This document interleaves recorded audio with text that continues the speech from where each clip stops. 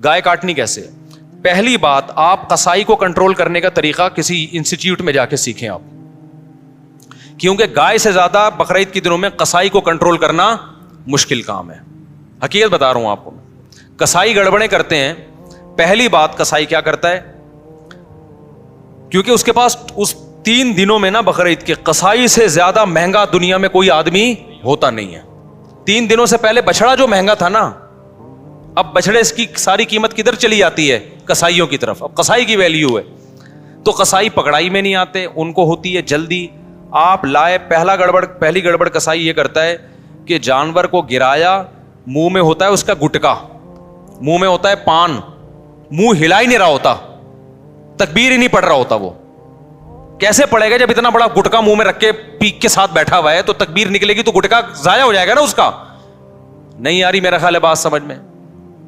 تو وہ چھری چلا رہا ہوتا ہے. ابے بھائی، تو آپ نے کیا کرنا ہے، قصائی سے بولیں جانور گرا دو، اس کی ٹانگیں قبلہ رخ کر دو. جانور کی قبلہ رخ ٹانگیں جب کریں گے تو جانور کا رخ قبلے کی طرف ہو جاتا ہے. سمجھتے ہیں نا؟ لوگ کیا کرتے ہیں کہ وہ ٹانگیں ادھر ہیں، منہ بیچارے کا گھما رہے ہوتے ہیں اس طرف کو. ٹھیک ہے نا؟ تو وہ بھی جانور بزبان حال کہتا ہے بیل میں ہوں، حرکتیں تیری ہیں بیل جیسی. تو اس کو گرا کے آپ نے کیا کیا، اس کا رخ کہاں کر دیا؟ قبلے کی طرف. بلکہ اور آسان کر کے بتاتا ہوں، جو ذبح کرنے والا ہے نا، اس کا رخ قبلے کی طرف ہونا چاہیے. سمجھتے ہیں بات کو؟ تو اس طرح سے جانور کو گرائیں کہ آپ کا رخ کہاں بن رہا ہو. تو پاکستان میں اس کا طریقہ یہ ہے کہ جانور کا جو سر ہے وہ ہو جنوب کی طرف. جانور کا سر کس کی طرف ہو؟ جنوب کی طرف.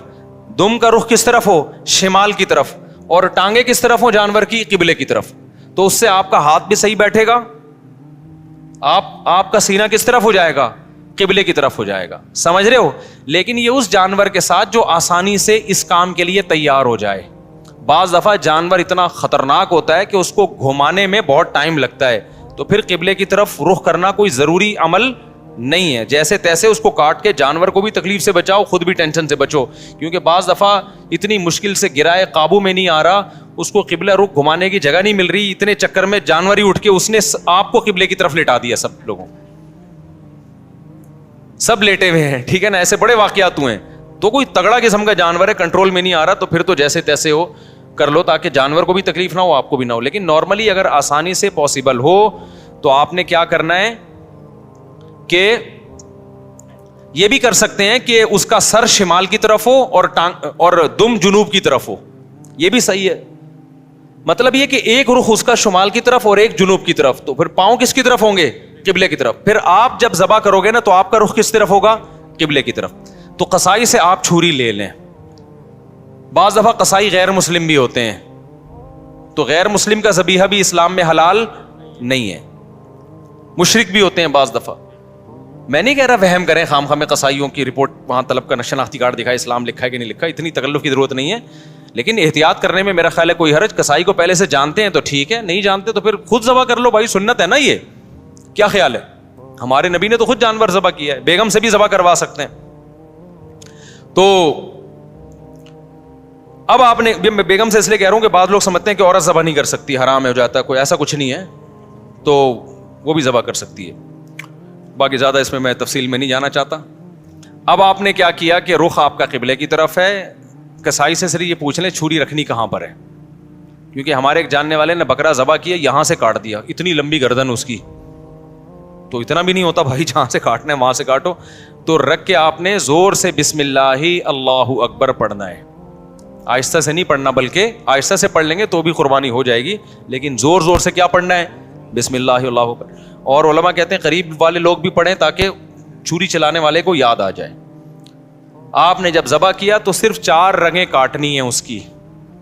ایک نرخرا، یہ جو خوراک کی نالی ہے، ایک سانس کی نالی ہوتی ہے، اور 2 ودج ہوتی ہیں جو دل سے پریشر کے ساتھ خون دماغ کی طرف لے کے جا رہی ہوتی ہیں نا، 2 نالیاں، بہت پریشر سے اس سے خون نکلتا ہے. تو یہ 4 ٹوٹل نالیاں کٹ جائیں گی.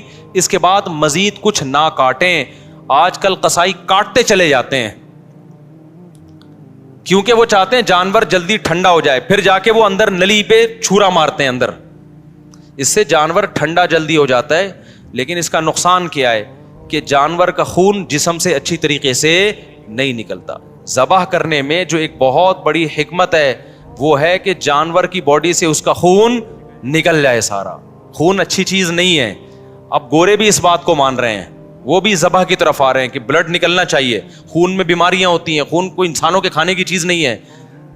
تو اب اگر یہ حرام مغز میں جب وہ مارتے ہیں نا چھرا, اس سے جانور کے اعصاب ٹھنڈے ہو جاتے ہیں, تو دماغ نے جو باڈی کو میسج بھیجا ہوا تھا کہ ایمرجنسی لگی ہوئی ہے تڑپو, اور باڈی تڑپ رہی تھی اور اس کی وجہ سے خون کیا ہو رہا تھا, بہت تیزی سے نکل رہا تھا. تو جب وہ اس کا سارا نروس سسٹم ہی خراب ہو گیا تو باڈی کے احساس ختم, باڈی تڑپنا ختم اور بلڈ نکلنا ختم.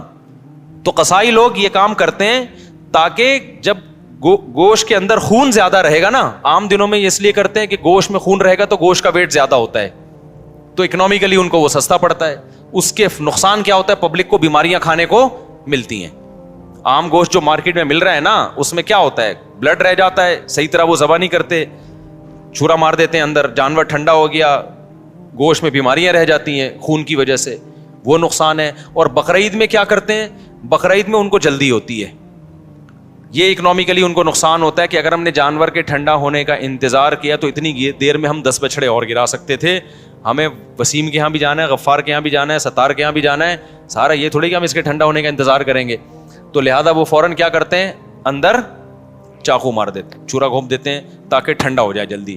تو آپ نے پہلے ٹریننگ کرنی ہے قصائی کو کنٹرول کرنے کی, کیونکہ لوگوں نے یہ میرے بیانات بھی قصائیوں کو سنائے کہ ابے 4 رگے کاٹ کے آرام سے کھڑا ہو جا, 2 منٹ اس کا خون نکلنے دے آرام سے, جب نکل جائے گا خون پھر کھال اتارنا شروع کر دو, اس کی اپنی طبعی موت اس کو مرنے دو, ذبح ہونے دو.